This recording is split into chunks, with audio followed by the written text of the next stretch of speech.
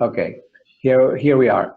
Okay, now, so let me now introduce formally our keynote speaker. So Lohan Kabab is, let's say, a global, pardon? Lohan Kabab is a global leader himself, right?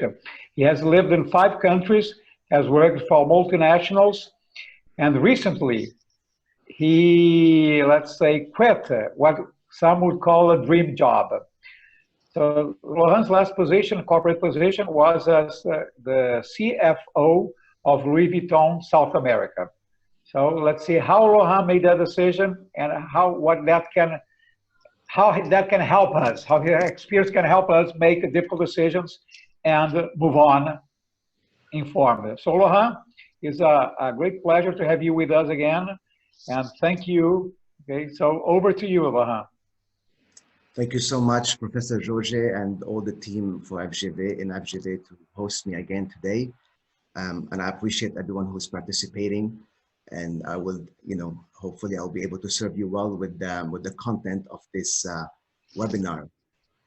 I had, funny enough, talking about procrastination.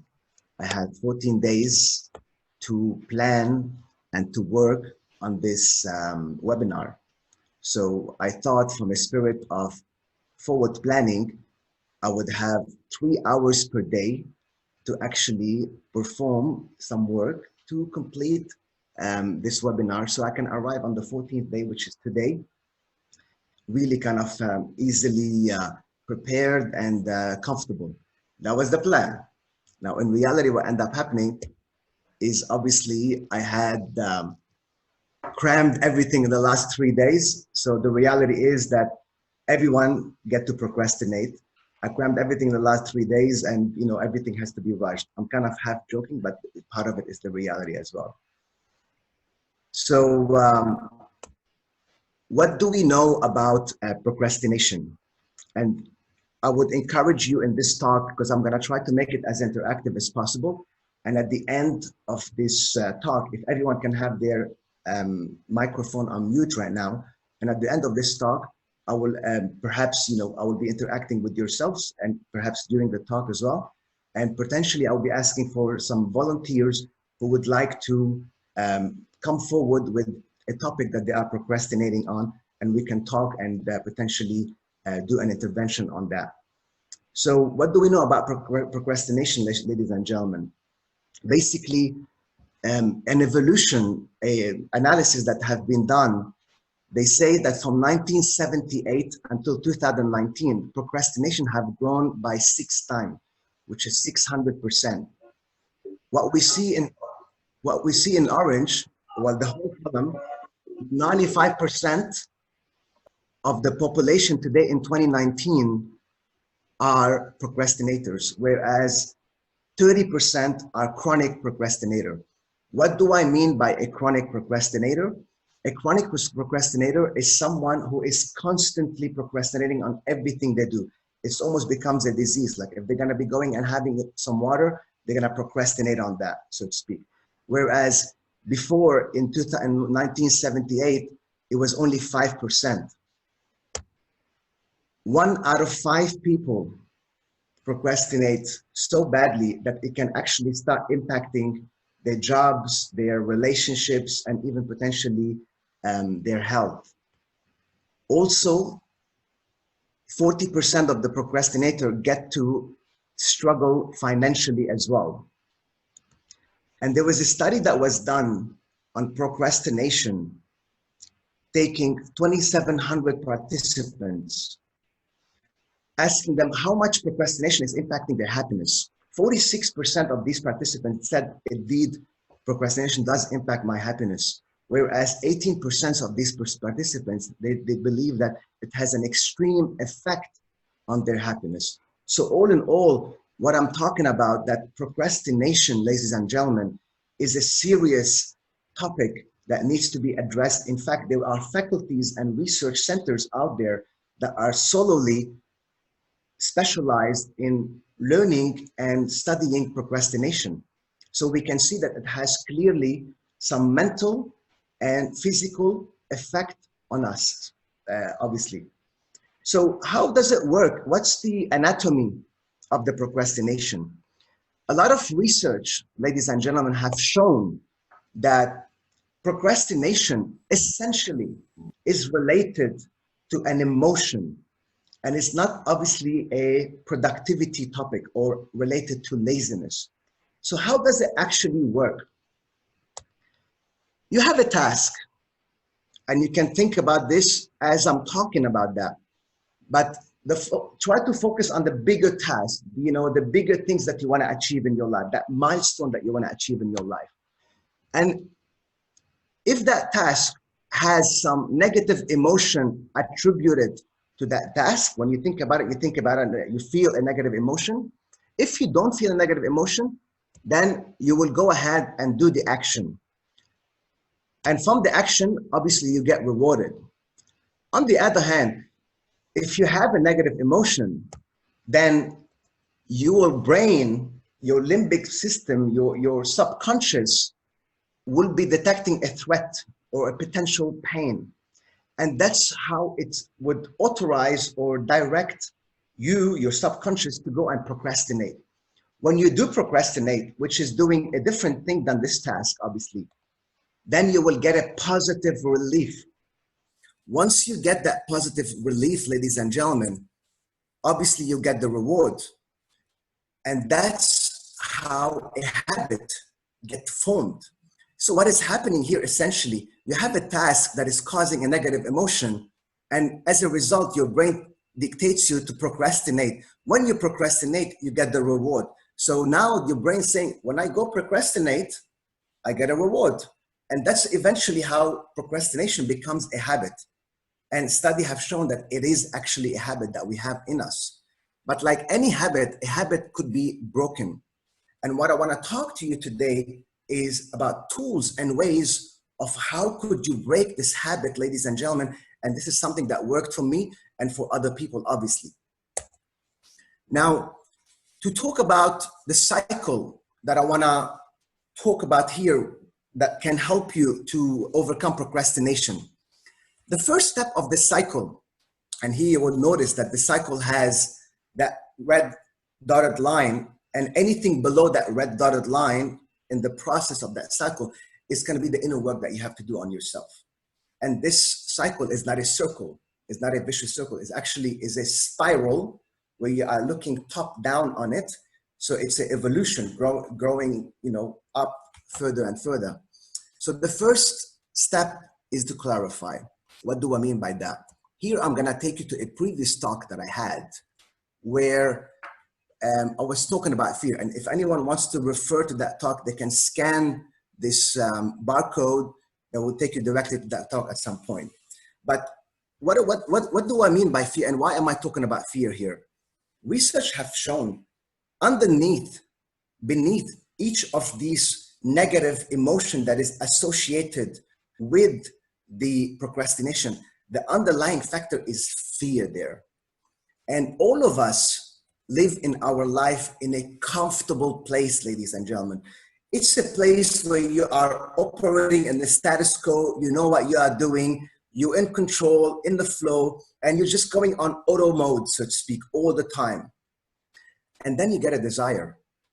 And that desire, it could be a milestone that you want to achieve. It could be something, a transformation, a change that you want to have, or potentially you want to let go of something that doesn't serve you in your life today. Relationship, career, anything, moving countries, whatever it is. Depending on how high is the risk associated with achieving this desire, ladies and gentlemen, you might be confronted with a fear. So the higher is the risk, the more you'll be confronted with a fear on the other hand. And you got to think about it as, you know, if you have too much of a competitive interest to lose, if you're going to be achieving this desire, then the fear is going to be going higher and higher. And when that happens, most people, what they end up doing, they're defaulting back to the comfortable place. And they stay in that comfortable place, and that's how they operate. And that kind of becomes a vicious circle. The desire, ladies and gentlemen, at some point it start growing. And I'm gonna kind of use the analogy of a flame. So imagine there is that flame inside of you that constantly burning, but that burning sensation is flickering, so it's not kind of stable enough. But eventually it will start stabilizing and the burning sensation will become intolerable. And this is where the pain start growing and you'll be completely in conflict. And that could lead you eventually to some mental challenges, obviously. Now we're going to be looking into how can we cross the line of fear and potentially stop procrastinating. From that spirit of clarifying, now that we have spoken about fear, the first step that needs to be done is to identify what is the underlying fear involved here with this task that you are trying to procrastinating on. Name your fear, ladies and gentlemen, and ask yourself, if I'm going to be succeeding, well, if I'm going to be not succeeding in this particular task that I want to be achieving, and here try to focus on the bigger task that you want to have in your life. What would be the fear that I will be coming across, and where would that show up? Why am I leading you through this? Because I'm gonna take you to realize that in our mind, in our head, there is that inner negative talk. I call it the saboteur. That inner negative talk is the same voice in your head that tells you, who do you think you are for you to be able to pull this through and succeed in this task or venture that you're gonna be taking? Who do you think you are where other people have not succeeded at all? So what makes you think that you're gonna succeed and not fail or lose or be rejected or whatever is the fear that you, so the point here, by naming your fear, ladies and gentlemen, is to dissociate that voice from your head. And the research have shown that if you manage to dissociate that voice, you will be able to work out that your brain will be able to work out that this is not part of who you are. And my encouragement here is to personify that voice. In my case, I call it the saboteur. I would give it a shape, a color, even a name. So when that voice, when that kind of, track record is playing in your head, you'll be able to point out, hang on a second, that's not me, but that's part of me. That's a voice inside of me that is saying that, obviously. Now, with that in mind, now that you have named your fear and you have identified your fear, ladies and gentlemen, that's the second point, is to break the pattern. And this is when we're going to start diving deeper into this. How do we break the pattern, and why do you want to break the pattern? First of all, why do you want to break the pattern is when you are going into that, when you have the task, you have the negative emotion, before you procrastinate, this is the point, ladies and gentlemen, where you have to jump in and say, hang on a second, who is telling me that I'm going to be feeling pain or negative emotion here? Which voice is that? And do I want to listen to that voice? Because eventually I'm going to be leading you to other methodology where you can dissociate yourself from that voice and create another one. But ways to break that pattern. There is 2 scientific research that was done, and I use that all the time. The 5-second rule, very super simple. This one created by Mel Robbins. And the research says that when you go on auto mode in your life, when you're doing a task on auto mode, let's say, you're procrastinating on going to the gym or controlling your diet or whatever it is, basically. You go on auto mode, and so your limbic system is taking control. By interrupting yourself, they have used this simple methodology of counting from 5 to 1, not from 1 to 5, because when you are counting from 5 to 1, you are activating your frontal lobe, because you're not automatically used to count from 5 to 1. You have to stop and kind of think, so to speak, in your brain. And when you do that, then you are breaking a pattern, and you are pausing, and you can at that point reflect and say, okay, well, what choice do I want to take? Which voice I'm going to be listening to, and do I want to follow the next step, so to speak?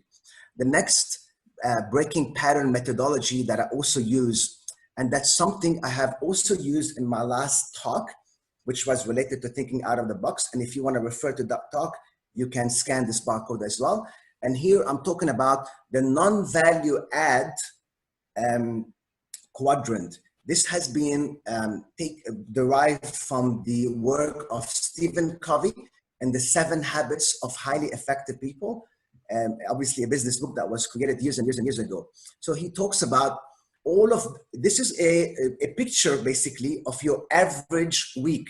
What are the tasks that you do and you undertake in your average week? So you have the important and not important tasks, and the urgent and not urgent. And just to quickly take you through that for you to kind of understand which one is, what is it about? The urgent and not important, ladies and gentlemen, are all the tasks that are pretty much urgent and the ones that have a deadline. Like, for example, today I had a webinar to deliver, so I had a strict deadline. If I don't make this happen, I will show up with nothing, obviously, and will be a kind of a different kind of conversation.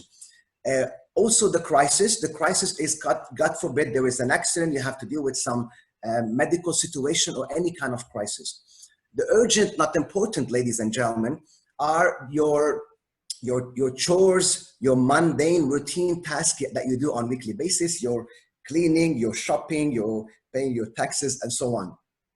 The not urgent but important, a key quadrant, ladies and gentlemen, because this one, they believe, is where all the growth happen. This is where all your continuous improvement and evolution actually happen. And the non-urgent, not important, this is the quadrant that people use to disconnect and to obviously, entertain themselves. So your task, ladies and gentlemen, is to, as much to the best of your ability, offload the hours that you spend on the non-urgent, non-important, and put some more hours on the non-urgent and important or other ones if need be. Now, how would that break your pattern? By listing and understanding where am I spending my hours per a week, per a specific week or specific timeline, you would be able to know that, okay, do I want to spend more time over here or do I want to spend more time over here? Am I procrastinating on something that needs to happen here by doing something over here? The research has shown, ladies and gentlemen, that out of the free time that people have, more than 70% get to spend their free time, obviously, in the non-urgent, non-important quadrants. So to move on from this, and now that I've shared with you how to break the pattern, you might be asking yourself, why am I talking about procrastination? So I thought I would share with you quickly my own journey with procrastination. Super quickly, for the ones who doesn't know about my background, I was born in a war-ridden country. I was born in Lebanon, and I had fear running in my veins at the younger age. At some point, I decided to move to Australia, and I moved to Australia as an international student. I fell in love in the country. I wanted to stay there, and I wanted to make that my new country, but that was not possible. So because I was studying a business degree at that time, and that was not in demand, so I got resourceful, and eventually I ended up studying to become a cook in order for me to acquire the permanent residency, and eventually I became an Australian citizen. Now, the point related to procrastination, that I want to put emphasis on, is eventually in my career, I became a finance manager working for Toyota. It's a very secure job, and everything that someone would require with regards to perks and all the advantages that you have for working for a kind of such a global company. But my values was to become an international person, and I could not be able to achieve that through working in that company because the risks were very, very high, ladies and gentlemen, because I had to leave the company and start somewhere else on my own, not knowing whether this is going to work or not, and I have to leave the country and leave my comfort zone. So I end up procrastinating. I end up staying in that job for years and years and years, obviously. Eventually, I overcame procrastination, and part of that was that I had so much conflict because that part of me that wanted to become an international person started becoming stronger and stronger, and I was not able to fulfill that. Eventually, I crossed the line of fear through working also on the procrastination that I had, and I worked with Louis Vuitton. I started in Dubai. And they say, careful what you wish for when it comes to becoming an international person. I ended up working for Louis Vuitton for 10 years within 3 countries until my last duties in South America as the CFO for South America. So that's my experience, ladies and gentlemen, with procrastination. Now, circling back to why, I mean, to the cycle basically of procrastination, we spoke about clarifying, we spoke about breaking the pattern. Now I'm going to be moving into the next step, which is the cost of inaction. And this next step is the part of reframing. So to move on to this, I want to first start by asking your help, ladies and gentlemen, over here, and perhaps Ricardo can help me with that. I want to put a poll out up there on the screen, and I want you to help me to answer that poll if you don't mind. So please, Ricardo, if you can jump in and put that poll, which is asking you to rate from 1 to 10, where 10 is the highest. How would you rate your level of anxiety, ladies and gentlemen, nowadays? So Ricardo, if you can please help me with that, I would appreciate that. Lohan, 1 second. The questions that were here and disappeared. Just let me get it. 1 second. Sure. If you can just keep talking about, you know, Yes, let so, me go for the questions here. Absolutely. So ladies and gentlemen, like I said, you got to keep in mind here, if I go back to this point, everything that I'm using here is pretty much a hack to your brain. Remember, I said that your brain, ladies and gentlemen, says to you that when you have a task and have a negative emotion related to that task, eventually you'll be going to procrastinating to avoid the pain. But what I'm trying to do here is, first of all, I'm trying to help you to dissociate yourself. I try to identify, hang on, there was a voice here. There was a voice that is not part of me. And for you to eventually break the pattern. And now with the cost of inaction, ladies and gentlemen, is basically that you need to list, and I can actually go through that until after the poll. The question that you have to ask yourself is, what is the cost of inaction? And by doing that, ladies and gentlemen, by identifying on the emotional side, the physical side, and the financial side, 6 months from now, 1 year from now, and 3 years from now, ladies and gentlemen, you'll be able to identify what are the losses that I'm gonna be incorporating if I will be not doing this task, not doing this action, basically. So what is happening here once more is that when you do that, ladies and gentlemen, you are attributing to the procrastination a cost of inaction. So if you end up having this task, having the the pain related, or the negative emotion, when you go to procrastination, this is when you are associating some negative or cost of inaction, or some negative beliefs, or some negative emotion linked to that procrastination. And that's how that's one of the steps that way you can hacking your brain, and you're trying to actually, when you're telling your brain, if I go to procrastination, then this is going to be costing me something. So therefore a negative feeling. So you're kind of confused. And now as the next step, we're going to introduce something else to replace that. How we are going with this, Ricardo? Well, I know we tested this before, but for some reason I cannot see it. I know a lot of people are posting here on our chat. Most of them are like very high, above 6 and 7 and 8 and 9. Okay, perfect. Well, thank you for this input, ladies and gentlemen, and Ricardo for making an attempt to make the poll. But the reason I was asking you this question, ladies and gentlemen, is that the research have shown that actually people who even experience a low level of anxiety have 30% higher chance of mortality. And this is something that has been researched, obviously. So I'll give you a few seconds to ponder on that, because actually we saw earlier that obviously procrastination can also cause anxiety amongst other mental challenges, so to speak.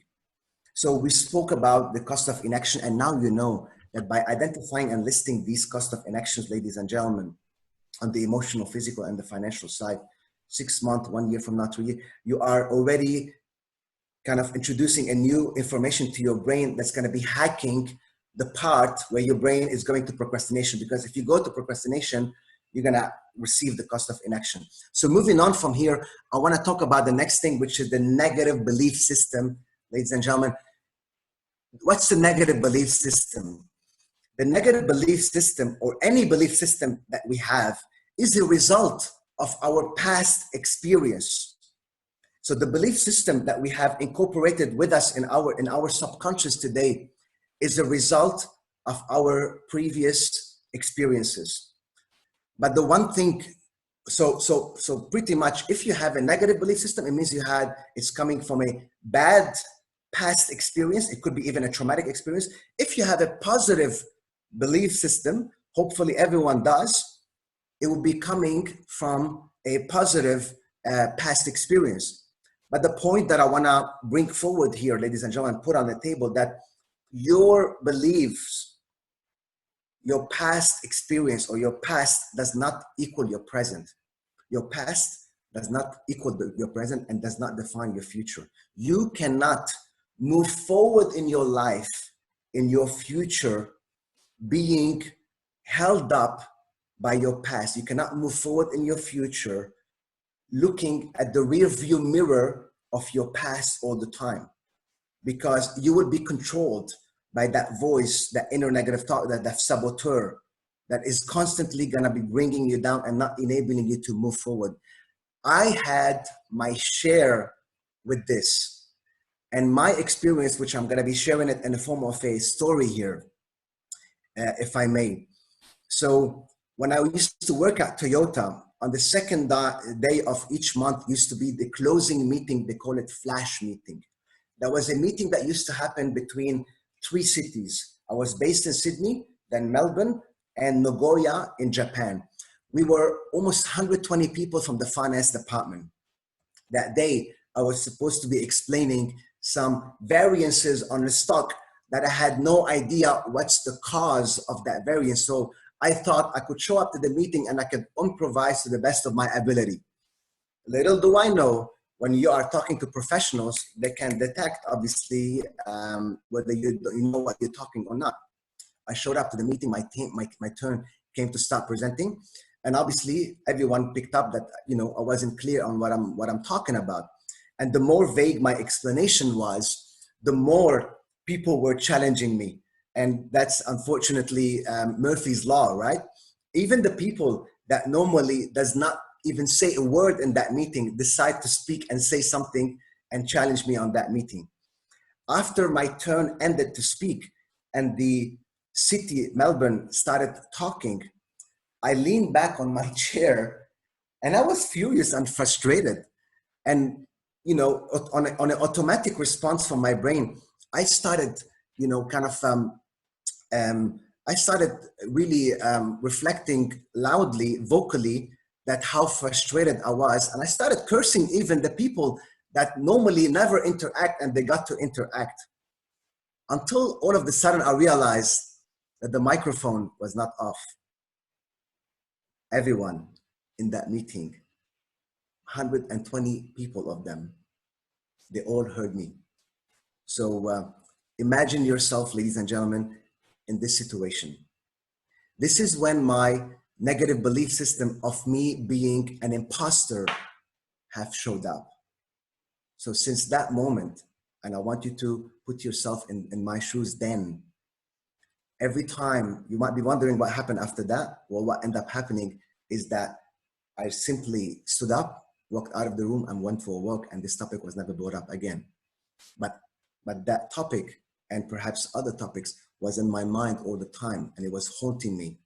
And sometimes I was overworking myself, thinking that maybe by overworking myself, I can justify to that voice that, hey, I'm more prepared. But unfortunately, it was not enough. How do you manage that? Is what we're going to be talking about right now, which is obviously you have to dissociate yourself from that voice, know that it's a voice, it's not who you are, it doesn't define you, and potentially create another voice, which is what we're going to be talking about further. Now, the next thing I wanted to talk about is when it comes to procrastination, I want to give an example of everyday people's life.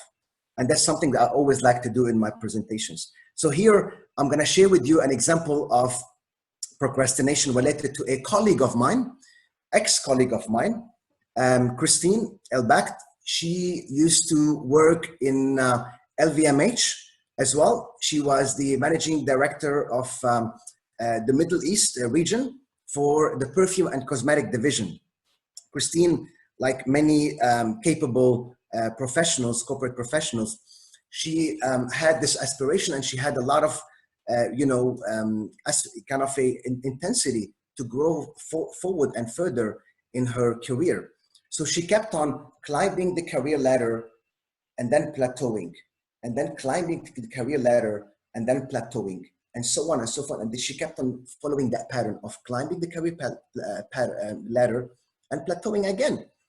Eventually, she realized that she ended up spending most of her career in the space of being in the plateau, not so much in the space where she is climbing, creating something new, and obviously, obviously using her skills. So then she realized, hang on a second, I have this desire now. I want to use my skills for me to go and create something new. So then she realized that maybe my next thing for me is to become an entrepreneur. And I want to create my own thing. But Christine, similar to a lot of us, have a lot of pressure from life, have a lot of competitive interest to lose, and for her to change, change ships, so to speak, or jump ship and move to another ship, so to speak, in her life. So eventually she realized that there was too much risk in that. And she stayed doing what she's doing for a long time. And I'm going to be circling back on what happened with that story. But at this stage, I'm going to leave it at that. Now, to move on with our cycle, ladies and gentlemen, we spoke about clarifying, breaking the pattern, and cost of inaction as part of reframing the way we are thinking. Now we're going to start looking at the solution, at the elevate part of the formula, so to speak. So I'm going to speak about the value add. I'm going to speak about the process, and I'm going to be speaking about the action that needs to be taken in order for you to get to that progress that you want to be achieving eventually. So let's start talking about the value add. What do I mean by that? It is simply, ladies and gentlemen, the wins and the benefits and the advantages that you could have from actually achieving this, this task. So you want to actually write down, by writing down, you're taking your thoughts out of your head, putting it on paper in front of you, and then you'll have the opportunity to analyze and judge that. What I did here is an example of me becoming an entrepreneur. What would be the partial, what would be the benefit even if I have a partial success in this? So I've listed the benefit, and you can list a lot more. And what I end up doing as a second step is to kind of give it a rating from 1 to 10, where 10 is the highest and 1 is the lowest. And once more, this may sound like a simple tool. You might be asking yourself, hang on a second, I'm just writing the value of that task, but I'm still procrastinating. But it's not like that, ladies and gentlemen. Once more, this is another tool to hack into your brain. Let me go back to that cycle. You have the task, you have the negative emotion, and because you are, perceiving threat, you're going to procrastinate. As a first step, what we've done, we have associated with that procrastination what would be the cost of inaction. Now, as a next step, what we are doing, if we are going back to that negative emotion and the task, and we are trying to offset that negative emotion by introducing what would be the value add if you actually do that task. And the more you intensify that value add, and the more you put some wins that could be high rated, the more beneficial it's going to be for you to kind of start hacking into your brain and rewiring that habit. You see what I mean? The next thing is the process. They say, God forbid, if you want to be eating an elephant, do you eat it in one bite, or do you eat it, small bites at a time? Obviously, the answer is small bites at a time. So your task here, ladies and gentlemen, is to break down that one, work that you are procrastinating on to small tasks. And the smaller it is, you have to break it into a doable task. That's the key thing. It has to be a doable task that could be measured when it comes to timing. How long would that take? Who do I need to involve in that task? When you have these ones, you start looking at the task, the small bits and pieces that has actually a quick win, what they call the low-hanging fruits. You go and pick up these low-hanging fruits, the one that you feel it's easy. First step is for me to send an email, is to watch let's say, something that would educate me about the thing that I'm kind of trying to progress towards. The next thing is to take the action. Taking action, this is when you're going to be connecting with a better version of yourself. That is the opposite of the saboteur that I was talking about. So you have dissociated from your negative inner talk, and you have created a persona for it. Now you're going to be creating a persona for the better version of you. Take a moment here, ladies and gentlemen, and think about a time when you were in control, when you were in the flow, when everything was working just perfect. Think about a time, ladies and gentlemen, where you were at your best. You were at your best in your life, basically. So when you have that time, look at yourself, what you were doing back then, what you were wearing, what was the environment around you. Try to really associate yourself with that part of you back then, ladies and gentlemen. And when you do that, bring that to your present. And that would be the better version of you. I call that the commander. So I gave it a persona and I call it the commander, basically. So when you do that, you are going to be able to call on that as opposed to calling the negative inner talk, because the negative inner talk is telling you, who do you think you are for you to succeed? This will tell you, remember the time when you have succeeded before. I guess you got the point. The next thing is to do small incremental steps. Here I talk about the theory of the 2 millimeters. This is derived from the cognitive behavioral therapy study that was done on people who are trying to cross or deal with fear, or dealing with even procrastination as well. And they believe when you make small incremental steps towards a target that you want to achieve, imagine that you are dealing with a fear. When you are making small incremental steps towards facing or confronting that fear, you are already increasing your capacity to deal with fear. So if the steps to deal with fear is from 1 to 10, and you have already taken step 1 and step 2, now you have conquered step 1 and step 2. So therefore your capacity is bigger. And now you're only left with step 8 to step 10. And you always focus on that next step, next step, next step. And that's why I was asking you to break the process into small pieces. The next thing is to get really passionate and in a momentum. Why am I talking about that? The law of physics dictates that if you have an object moving, that's going to create energy. When energy created, momentum is created. When momentum is created, traction is going to start happening. So the point here, when you make the first step, you're going to be able to start moving forward and start creating a momentum. And I guess this is very important, ladies and gentlemen, because when you are sitting and thinking about procrastinating or thinking about not procrastinating, not making that first step is not going to get you into, it's not going to even change your state for you to think to yourself, now I've taken the first step, now I've taken the first action. And the first action is at least to plan the whole thing. And talking about planning the whole thing, or actually, you know, kind of mapping out the whole thing, I'm sharing with you here what I've done back in the days, and there's more details, obviously, when I was moving from Toyota to go work for Louis Vuitton, when I was procrastinating from moving out of Australia to go to Dubai, which is where I started with them. So these are all the steps of the cycle that I have spoken about: the fear, breaking the pattern, cost of inaction, the value add, the process breakdown, and the action, and so on and so forth. And you will see all the things that I have listed, and you can do the same thing. And that will function for you as a kind of almost like a business plan, because you know what is your fear and you know what's the value add. So now you're telling your brain, now you're feeding your brain different input, and then you're gonna able to break the pattern and associate with your procrastination the cost of inaction. So associating a negative attribution to that what used to be a positive effect, which is the procrastination. And now you are associating a positive attribution to what used to be a negative effect, which was that negative emotion linked to that task when you used to think about the task. Think about the process breakdown and what actions you need to do.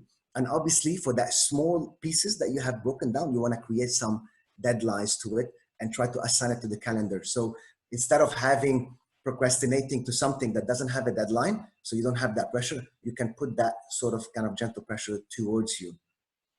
Now, the next thing is I want to be talking about the momentum here. I want to be adding some other dimensions, which I call them the pillars. For everything that you achieve in your life, you need to have a foundation, ladies and gentlemen. You need to have a foundation. You need to have a kind of a blueprint, I call it, that will enable you to kind of have a stronger basis, right? And that stronger basis is two things that I want to share with you here, ladies and gentlemen, which is discipline and community. Extremely important. It might be simple, but extremely important. Why discipline? Discipline, ladies and gentlemen, gets you to be more assertive when it comes to decision making. The more you grow your discipline, the more you become assertive when it comes to decision making in your life. Also, it gets you to become more resourceful because you can go out there, you have the discipline to go out there and research and collect some information and data and so on. And it makes you also emotionally stable. So again, when it comes to decision making, so I'm going to be move forward, I'm going to be taking the action, you'll be emotionally stable and more capable to actually do that. Now, with that comes the important part within that pillar, which is the part related to raising your standards. Listen to me, ladies and gentlemen, this is something extremely, extremely important. Raising your standards. What do I mean by that?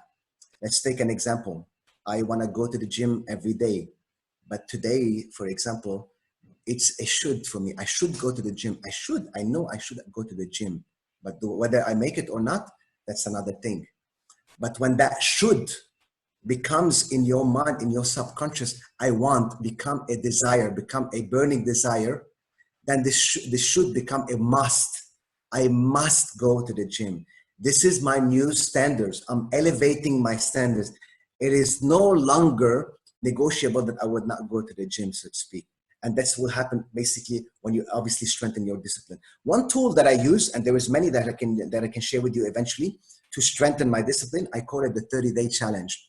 And there is plenty of 30-day challenges that you can pick up on the internet to give you an idea.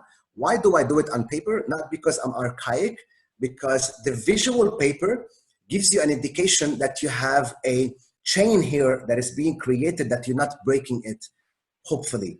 And when you see that you got to day 15 and you haven't broken that chain, it gives you the stamina for you to progress more and say, I don't want to break that chain, I'm going to continue that habit.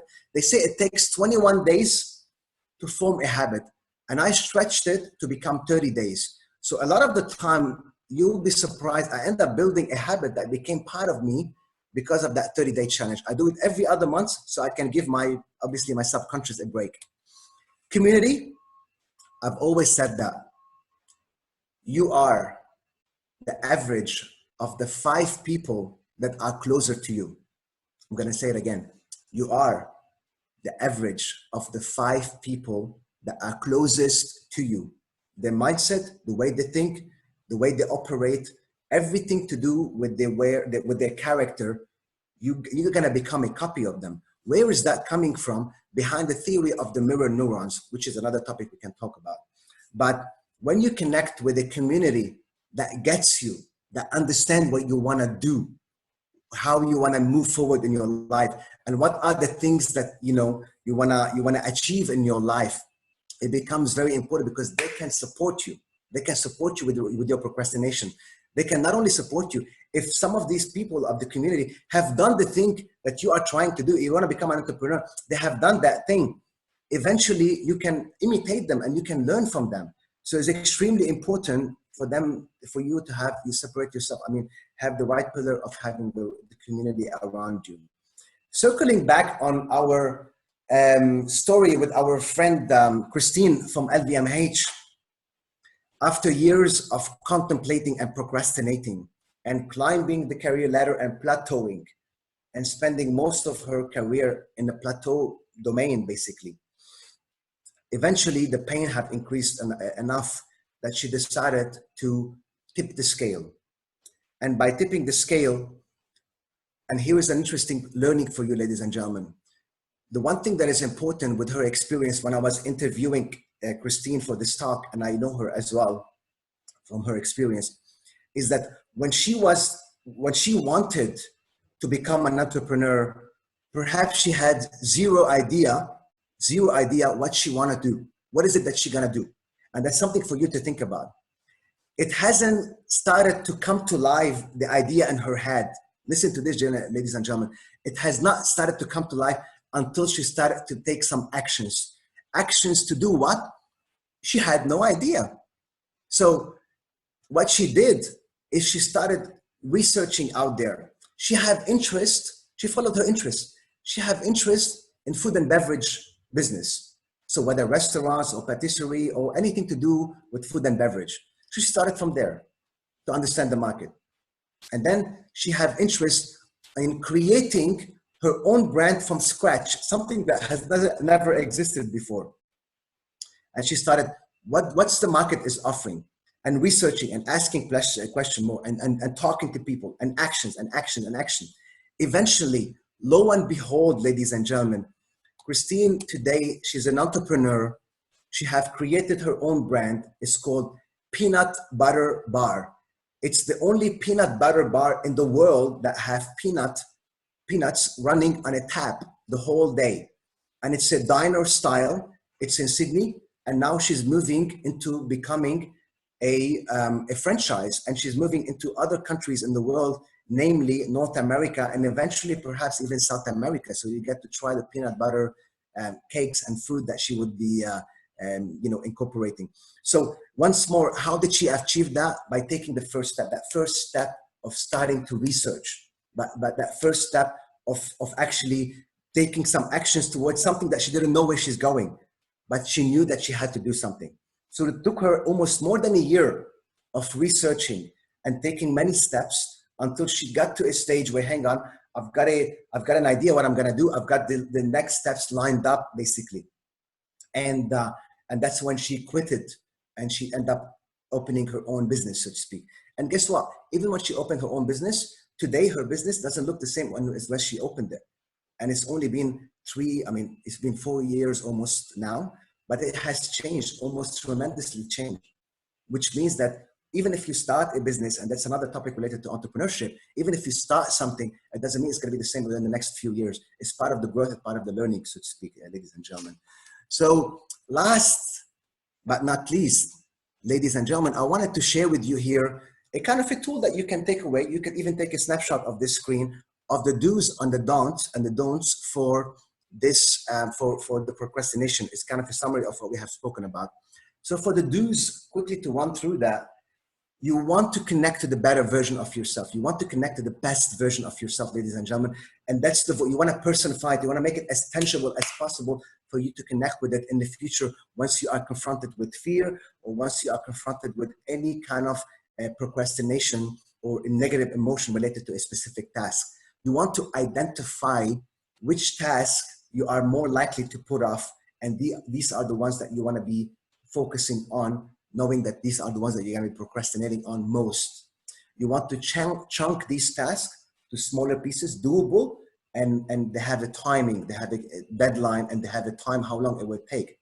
Put the deadline against them, and eventually, most importantly, reward yourself. Do not overburn yourself. Don't take the whole thing at one time. Reward yourself. What are the don'ts? Do not call yourself a procrastinator, because your brain will be actually taking that signal and saying, hang on, that's who I am. That's a habit. I am a procrastinator. So I just don't have time. Or then you will be amazing. Your brain is amazing to create excuses that are super valid why you don't want to do this task. And tackle complex tasks on your, do not tackle complex tasks on your own. So use someone to help you, use the community. If you have something complex, never mind chunking it down, but also use the community to actually help you to tackle this task. Try finishing the project in one sitting. So do not eat, the elephant in one bite, break it down into small bites, and don't overcommit to your schedule and have a burnout. And that's pretty much what I wanted to share with you, ladies and gentlemen. Now, The next thing is I wanted to share this. I was walking around in the streets of Sydney and I thought, hang on a second, this post would be really interesting for our talk today. So I will leave you to ponder on that as a final thing here. And I think, you know, that's pretty much what I wanted to share with you. Now, before we move to the Q&As, and potentially if there is someone who wants to volunteer to actually share something, a kind of a milestone, something important in their life that they are kind of a procrastinating about, and I could make a kind of help them to kind of identify what is the fear behind it, what's the cost of inaction, and what's the value add. So the last thing I would say, please connect with me. If you can scan these barcodes and connect to my social media. I got to put a lot more content on the Facebook and Instagram. I'll be more than delighted to connect with you, ladies and gentlemen. And I'm gonna be offering, for the first 3 emails that I'm gonna be receiving, 1 hour of consultation or mentoring on procrastination, on something that you are procrastinating. So it's gonna be 1 hour complimentary for the first 3 emails that I'm gonna be receiving today. So I look forward to connect with you. And last but not least, before we move to the Q&As and potentially an intervention, if someone would like to volunteer, is on that point exactly, we're gonna be running a session again with the collaboration of FGV on the 21st of May. So please save that date. What is this going? This is gonna be completely different than any other session that we've had. What is this going to be? I've done already 3 talks. One was a presentation physically in February in FGV in Sao Paulo, and another one related to, first one related to fear. The second one was related to thinking out of the box. And the third one today is about procrastination. So I'm gonna be gathering all the tools from this series of becoming a better version of yourself. I'm gonna be gathering the main tools and I'm gonna be bringing them into the next session on the 21st. I'm gonna re-explain these tools again, but that will be a kind of a workshop style where you will get to go, and during the webinar, you will work on these tools and you will target a fear that you are dealing with. You will end up, you know, working on the non-value add model and try to break down your tasks. You will be potentially also, you know, list the cost of inaction or the value add, and I can help you to kind of understand how could you link that to the current situation that you have in your life. And in the fear model that I've spoken about in the beginning, in my first talk with the FGV, I spoke about the goal setting exercise. And that was an interesting exercise for you to break down your fear and to unwrap it, to unpack it and make it into small pieces and try to understand what would be the repair, how could you repair that, and how could you prevent that as well. So that will be strictly a session that will be dedicated to the people who have attended the 3 sessions. So that will be not advertised. It will be a direct mailing basically. So hope to see you there on the 21st. And now I'm gonna be handed over to the moderators if they're gonna be taking any questions, or anyone would like to talk about, would like to move forward and volunteer to talk about a big topic of procrastination for him. And how could I help him to identify the fear, cost of inaction, or value add. So over to the moderators. Hope I was able to serve you today. And I would like to actually congratulate you on investing in that time for your growth, ladies and gentlemen. Thank you very much. I'm sure from the conversation chat that I speak for everyone. And I would like to hand it over to Eliana to collect the questions that the participants may have. So write that on the chat, and Eliana will go through them and take them to Laurent to answer today. So good evening, this is Eliane. I already have 3 questions here that I wrote down during the series, the talk. So the first one is from Marilia, and she asked Laurent, does the imposter syndrome accentuate procrastination? Certainly. Why it does? Because it's a negative belief system. And any negative belief system will be intensifying the procrastination. And once more, the imposter syndrome is something that I suffered with. Why did I suffer with that? Because my foundation, my education was business. I came from a business analytical and kind of a business planning and analysis background. I didn't come from an accounting foundation. And eventually I became a CFO. So there's something right that I've done.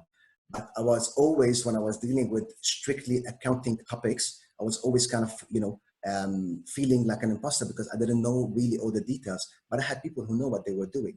And that's part of how you deal with your imposter syndrome, by obviously dissociating yourself from it and creating a other version of you that have done a lot of things. And that goes for any other negative belief system, and connect with that basically. So I hope that answered the question. Thank you, Lohan. I have a second question here. It's from Andres, and he asked, what systems do you personally use to uncover your limiting beliefs? Good question. So what system do I use to uncover my limiting belief? Basically, I do a lot of journaling. So with that journaling, I do journaling, meditation, all kind of things that you could think about. But it's a continuous work, ladies and gentlemen. It's a continuous work where you have to constantly identify that this is a voice, this is not you, this is the saboteur, and this is another voice. We kind of spoke about that already. But when you are breaking the pattern of that negative belief that you are actually facing, that you are experiencing, then you would know, oh, hang on, that's not me who is talking right now. So if I'm going to be moving to something, it's not me who is talking right now. The other thing is that you could do here is increase your capacity for dealing with fear. What I do, I challenge myself every now and then to take some serious, fearful step. Go ask something from your boss that you would not ask before. Go do bungee jumping. I've done that. Go do skydiving. Do some things that makes you put you out of your comfort zone. So the more you put yourself out of your comfort zone constantly, similar to this cognitive behavioral therapy, the 2 millimeter at a time, you start increasing your capacity to deal and confront the fear. And negative belief system is part of the pillars that are supporting that fear. So I hope that this answered that question to you. Thank you, Lohan. And I have a question here from Samko. What are your thoughts on COVID-19 and its impact upon procrastination?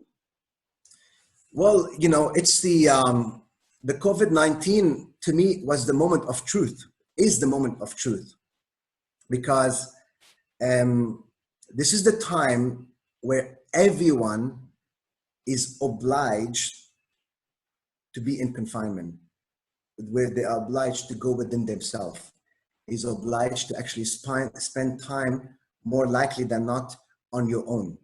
And in the case of someone who's actually living with their family, spend time indoors, so to speak. So this is the time where you can either go to two directions. Either I'm going to procrastinate, I'm going to use my time today to watch Netflix, to fulfill the fourth quadrant, not urgent, not important quadrant. I want to spend most of my time there apart from my work that I have to do. Or I'm going to choose to actually work on my limitation. And unfortunately, procrastination is our limitation.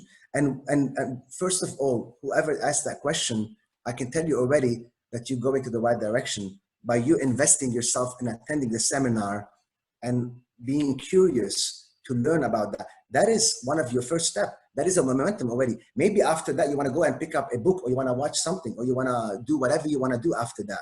So, COVID-19 is the test, is the moment of truth for all of us, whether how we're going to be reacting and acting from there. We're going to be pivoting to become the better version of ourselves, because that's the moment, or we're not going to be that.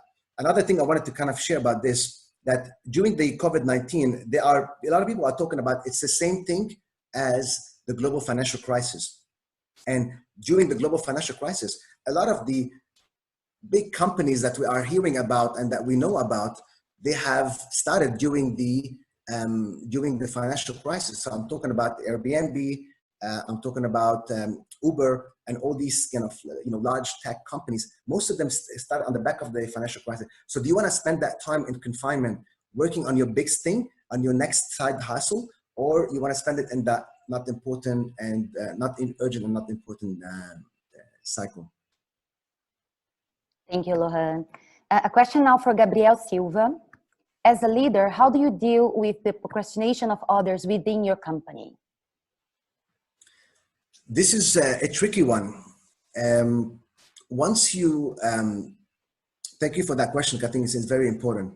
Once you know more about procrastination, and once you know that this is not part of who you are, obviously, you want to go into that formula that I have shared with you. So remember, ladies and gentlemen, try to break the pattern, understand that what's going on, what's the fear, or what's the root cause that is driving this procrastination. Create a, understand what's the cost of inaction and the value add.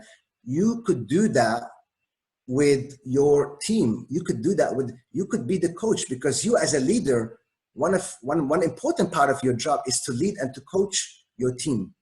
And by giving them visions of why this is important, the value add. So that's the value add, why this is important, by giving them potential, forecast of, or sharing with them what would be the cost if we fail in that particular project, if this doesn't work. What's going to be the impact on the company? What's going to be the impact on you as an employee? What's going to be the impact on the stores, for example, back in the days with the Louis Vuitton, or whatever it is. So understand what's going to be the negative impact, what would be the value add, and follow the same thing, because it's the same principle. It's just that formula that they have similar to you, a brain that goes on auto mode, that they're going to be. So you need to, especially the ones that are procrastinating more than others, maybe these are the ones that you're going to be working more with them on one-to-one as well, so to speak.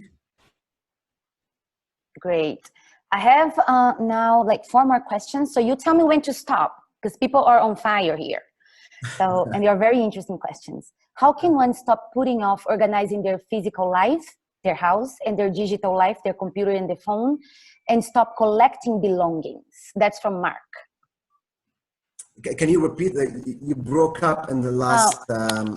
Sorry, I will repeat it. That's from Mark, and he asked, how can one put off organizing their life, their physical life, their house, or the digital life, computer and phone, and stop collecting belongings? Stop collecting belongings. Yes. Okay. Okay. So I mean, I'm gonna kind of reframe that question. Is the person talking about, collecting less stuff or becoming more of a minimalist? Is that what it is, how to become a minimalist, so to speak? I understood that it is getting organized, become a minimalist. Yes. Okay. So Mark, can you please confirm? Yes, I'm sorry, I was on mute. Exactly. Yeah, it's a long battle. I've moved into the entrepreneur space and have really become much less, almost eliminated to a great extent, the procrastination on that front. But I'm still battling this side with the cluttering, and I had. It looks like everything's organized, but you open the drawers or you go into the attic and you find where everything is gone, right? So it's been a challenge for me. So I thought I definitely associate that to procrastination, in a sense that I know what's good for me. I know what incredible impact it will be to become more organized, but I have a very big challenge in getting over the hump. Okay. Thank you so much for sharing that question, Mark. And certainly it's a procrastination, and we all have clutter in our life. And funny enough, I just want to share, just for the sake of illustration here, because I come from the fashion industry background. There was a study that shown that people use only, on average, 30% of their wardrobe. Let me repeat that. People get to use only 30% of the total wardrobe. So think about it. So definitely we live in an area, or in an era where there is a lot of clutter on the digital side as well as on the physical side. And it's something that, you know, you could definitely, we could get to procrastinate on. I'm not going to take you through the whole cycle because I think now it's clear to everyone that how you could potentially deal with that. But by understanding what's the real, by digging down on the root cause of what is causing this procrastination, and that takes a lot of collaboration one-to-one. And feel free, Mark, to actually connect with me directly, and we can work on that together. More than happy to do that. So by connecting with what makes that a you know, what the root cause of that procrastination, where is that coming from? What am I trying to avoid? What am I trying to avoid? What pain am I trying to avoid by doing this? You know, is it getting me to think that, you know, by removing the clutter, I'm exposing myself to, I don't know, some risk or whatever is going on in your mind in terms of the negative belief system. But here's the thing. Today, when you look at that, you look at that as a big elephant. So it's kind of a, you know, overwhelming you. But if you do the first step, start with the first step, Mark. And the first step is to break it down. Break it down into small pieces and start with the first 3 pieces. So imagine that you can break it down to 20 pieces and only focus on the first piece or even the first 2 pieces. And that's all what you have to do. And allocate a time in your calendar per week where you're gonna say, I'm gonna work this week on this, and put it in your calendar. Let it be a meeting that you commit to.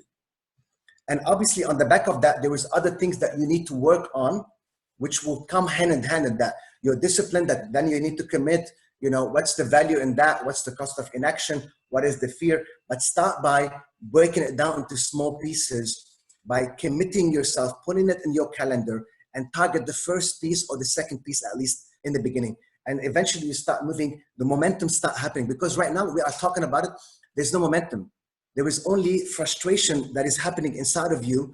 And it's obviously bothering you for you to bring it out to the public over here right now. So for you to start feeling more comfortable about yourself, start with the first step. And the first step, break it down into small pieces. And then you can take it from there in terms of what actions you want to be taking, and make sure it's going to be small, measurable action.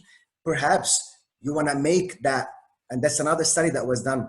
If you associate that negative experience or that painful experience, Mark, to a pleasurable one. So I know someone, for example, they had load of clutter in their wardrobe, for example. They made a party out of it. So you know, that person invited friends and they had drinks and they started unpacking everything, putting music in the background, and made the event out of it. So it became an event. It became something positive associated to that, not something negative out of that. So perhaps that's something else you want to tackle or you want to try to utilize. Hope that this helped with the answer here. Yes, that's helped a lot. Absolutely. Thank you very much. And here in Brazil, you know, there's enormous opportunities for donations. So I've already started on the donation front, but it's interesting because you can go into your closet and take out what would just look like was 50, 60% of what you've got. But just like you mentioned, after a couple months later, without making many purchases, you can find that you still have only 20 or 30% of what you've got in the closet that you're using. So definitely donation is an enormous opportunity for giving back to society and also resolving personal issue here. And Mark, it will give you a good feeling to yourself. So now, if we go back to that cycle, you are associating towards this this negative emotion. You have the task of doing the of cleaning your hoarding, let's say, the clutter. Clutter. You know, you have that task, and before it used to be negative emotion, and now you are donating. So if you escalate, if you intensify the donation, I have done something similar where I get to commit myself to donate at the end of the year to feed 3 families. And for me to intensify, I'm saying that not to impress you or more, but more to impress upon you. How do I make that to drive me? I take pictures of them. and I actually take sometimes video of them. And when I see the look on their face, how they are receiving that mark, you will be actually intensifying that positive emotion attributed to that task. And therefore you will have a bit more kind of,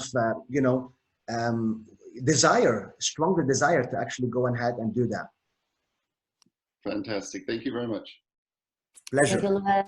I want to know if you have time for 3 more questions or 3 final questions. Sure. Or, yeah, good. So this is from Gabriel Rodriguez, and he said that I have started to implement a bite-size habit, and I'm going well so far, 15 days. How to know when to add more habits or push my limits without overburdening? Super interesting question. And my answer is very simple.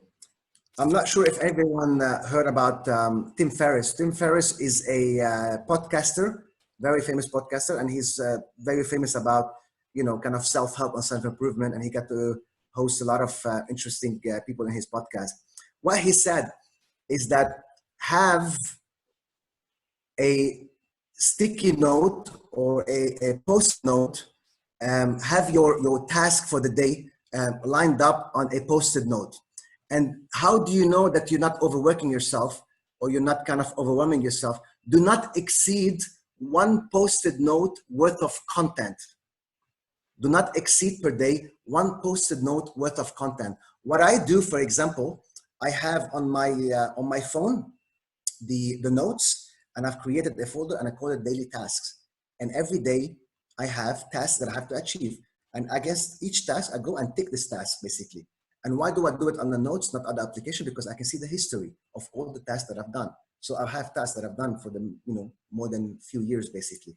But then you know that, okay, I'm not going to be visually exceeding more than this. And that's the commitment to yourself for you not to overwork yourself and overwhelm yourself. So that's a small hack that you could use to actually see how could you, do that daily tasks. But parabens that you are doing it. It's extremely, extremely powerful tool, and it's very important. And you will see the benefit of that in the long run, not right now already. Thank you, Luha. This is from Phil, and we all loved his question here in the chat. So he asked, how can you break down the big, scary task of losing weight into small chunks? Okay. So how could you break down the big step of losing weight? Okay. So I remember I have done this program, and it was a kind of a audio program. I think it was with Tony Robbins, and it was very interesting. A lot of the time that he spent in this program that I was listening to every day was spent on reframing your mind. So it all comes down to reframing your mind. You know how I spoke about your should, I should eat healthier, I should be going to the gym, to I want. So reframing your mind from should to want is the key thing. Now, one of the things that that can help you to do that is that cost of inaction. In that video, in that audio that I've listened to, it was a very powerful tool, and it's all based on neuro-linguistic programming, obviously. What he ended up suggesting is, look at yourself right now. And he went to the extent where he said, look at yourself in the mirror without any clothes, to that extent, and see yourself. Are you obviously happy with yourself, or you're not happy with yourself? Now close your eyes and see yourself, future pace yourself 1 year from now, if you continue doing what you're doing, 1 year from now, 2 years from now, 3 years from now, 10 years, and so on and so forth. How would you look like? He went to the details. How would your skin look like? How would that make you feel? How would you feel about your life, so to speak, in general? And the key thing, how would you feel about your health? How would you feel about your survival, basically? How is that going to impact? So what he's doing here, he's increasing the level of pain. By intensifying the level of pain and intensifying the level of value add, you're going to be able to reframe your mind to start taking the step. Now, how do you chunk that into pieces, into next steps? is obviously you need to start with the first step, which is try to understand your routine per week. Similar to the non-value add model, you can do the same thing for your diet. You know, how you are eating, you know, every day on an average week. What's your diet looks like? So I'm not obviously a nutritionist here, but I follow a specific one. But you just need to put everything in front of you. And from there, you are sane enough and intelligent enough to know what is the right thing to eat, what is the right action to, but how to create also a balance. And from a spirit of having a community, connect with the expert, connect with someone who can actually connect you, help you to that. It's your job to do the reframing, but it's their job perhaps is to help you to follow the right routine. And it's your job to understand your current routine, what it is. And your job is to also choose, I want to do that, or I should do that. It's an obligation. Is it part of my new standards? And I'm not gonna go over that standards or not. So hope that this clarified, but this is a very interesting topic. And obviously there's a lot of work to it. And I'm also sinful on that, but it's part of the life journey, and acceptance, I think, is very important. Huh? Give yourself a pat on the back every time you make a step towards eating healthier, or towards you know, becoming a better version of yourself, so to speak. Great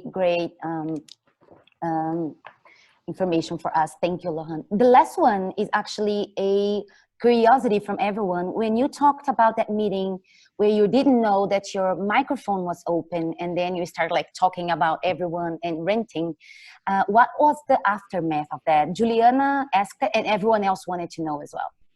Yeah, so really, I mean, you know, when you are in a professional environment like that, the only thing it would be just a kind of a small conversation with your manager.